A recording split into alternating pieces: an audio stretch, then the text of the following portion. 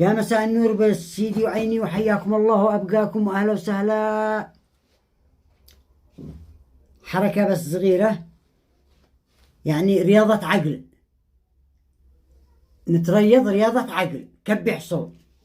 مش كل شيء يكتشفوه بأنه اخترع فلان أو هذا بيتسمى اكتشاف وباختراع. مثلا كان خزان الماء زمان يفصلوها هكذا مربع، سواء فوق السيارة ولا القلاب ولا المنزلي مربع، تمام. من ذي خلاهم قلبوا الخزان هكذا دايري؟ من هو؟ يقولوا فلان ولا الشخص الفلان ولا المخترع الفلان ولا مكتشف. لا لا لا لا لا, لا. الطبيعة ذي دلتهم. كيف دلتهم؟ كان يتعبى هذا ماء، بعدها كان ينتفخ من هنا وينتفخ من هنا وينتفخ من تحت.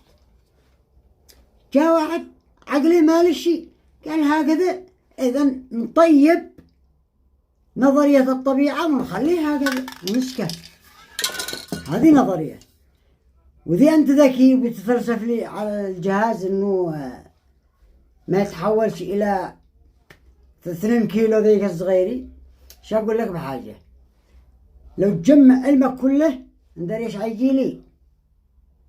أدقلع الشعراء يطلع خزقي، يطلع ملانها. بس لو أسألك ذيها ليش لي غرقتها؟ قل لي ليش هذه الغرقة؟ ما والله ما أنت داري.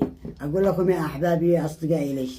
لأنه لو هذا ثاني الضغط في الهواء يطلع مثل الكعوب، تطرحها ويترك ذي يمسك الأم يهلك.